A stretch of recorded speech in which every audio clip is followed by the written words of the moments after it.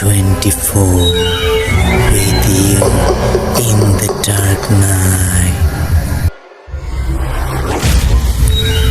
ভূত 24 ইউটিউব চ্যানেলে আপনাদের সবাইকে স্বাগতম।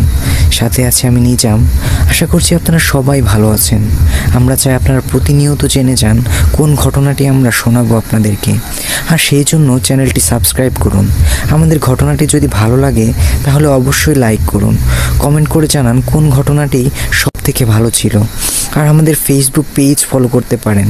আমাদের ফেসবুক পেজ www.facebook.com/booth24official। তো চলুন সরাসরি চলে যাই ঘটনায়।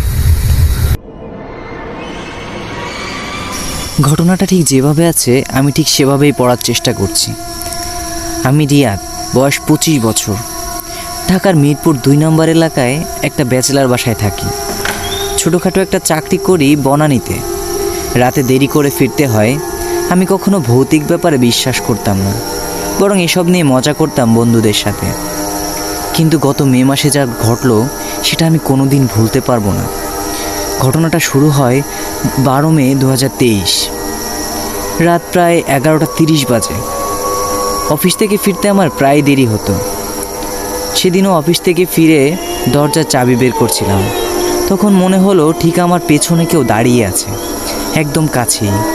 একটা ঠান্ডা বাতাস আমার ঘাড়ে লাগছিল, গায়ে কাটা দিয়ে উঠল। পেছনে তাকিয়ে দেখলাম কিছু নেই। ভাবলাম হয়তো ক্লান্তির কারণে ভুল অনুভব করছি। বাসায় ঢুকে দরজা বন্ধ করলাম। ঘরটা একটু গরম লাগছিল, তাই জানালাও খুলে দিলাম। লাইট নিভিয়ে শুয়ে পড়লাম, কিন্তু তখনই প্রথমবার মনে হলো আমি একা নই। একটা অনুভূতি হচ্ছিল কেউ আমার বিছানার পাশে দাঁড়িয়ে আছে। প্রথমে পাত্তা দিলাম না, কিন্তু ঠিক তখনই স্পষ্ট শুনতে পেলাম কারণ নিঃশ্বাসের শব্দ। আমার পুরো শরীর জমে গেল। হাত পা নাড়াতে পারছিলাম না, চোখ খুলবো কিনা ভাবছিলাম, কিন্তু সাহস পেলাম না। মনে হচ্ছিল যদি চোখ খুলি তাহলে সামনে যা দেখব সেটা সহ্য করতে পারবো কি। আমি মনে মনে কালেমা পড়তে শুরু করলাম।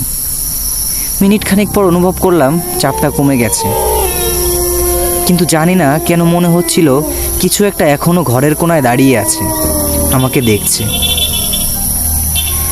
ঠিক 2 দিন পর 14 মে আমি আমার জীবনের সবচেয়ে ভয়ঙ্কর অভিজ্ঞতার মুখোমুখি হই। সেদিন আনুমানিক 3টার দিকে প্রচণ্ড তৃষ্ণা পেয়েছিল। আমি বাথরুমে গেলাম মুখ ধুতে।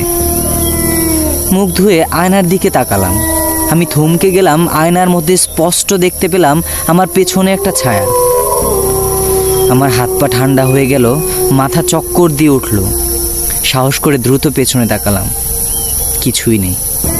আবার আয়নার দিকে তাকালাম, সেখানেও কিছু নেই। তাহলে কি আমি ভুল দেখলাম? মনে হলো পুরো ঘরটা কেমন জানি ঠান্ডা হয়ে গেছে। দরজার পাশের পর্দাটা একটু নড়ল, যেন কেউ সেটা ধরে টেনে ধরছিল।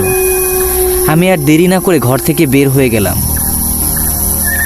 15 মে রাত আনুমানিক 2:45। আমি ইচ্ছা করেই লাইট বন্ধ না করে শুয়ে পড়লাম। ঘুম আসছিল না, তাই মোবাইলে স্ক্রল করছিলাম। ঠিক তখনই ফোনের স্ক্রিনে একটা মুহূর্তের জন্য মনে হলো আমার দরজার ফাঁকে একটা ছায়া নড়ল। আমি দ্রুত তাকালাম, কিন্তু কিছু নেই।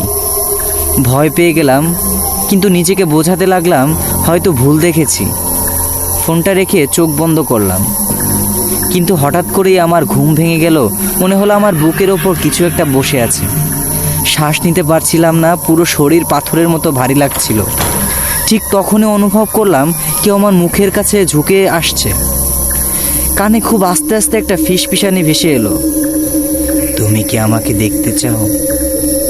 আমার হৃদস্পন্দন এত জোরে চলছিল যেন মনে হচ্ছিল হার্ট বেরিয়ে আসবে। আমি চোখ বন্ধ করে শক্ত করে কালেমা পড়তে লাগলাম। ঠিক তখনই বুকের ওপর থেকে চাপটা চলে গেল।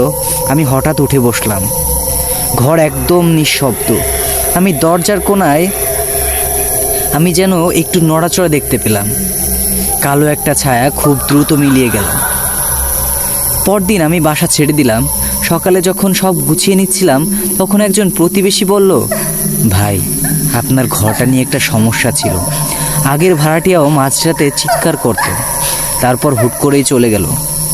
আমি কোনো কথা বললাম না, শুধু ভাবলাম এই বাসা থেকে চলে গেলে সেই অনুভূতি কি আমাকে ছেড়ে দেবে। আজও মাঝে মধ্যে ঘুম ভেঙে গেলে আমি মাঝে মাঝে সেই নিঃশ্বাসের শব্দ শুনতে পাই। আমার মনে হয় কিছু একটা এখনও আমাকে অনুসরণ করছে। এই ছিল ঘটনা। তো এই ঘটনা কি সত্যি ছিল নাকি শুধুই কল্পনা?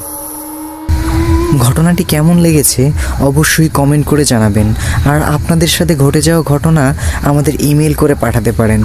Email address bhut24official@gmail.com, which is PHOT24OFFICIAL @gmail.com.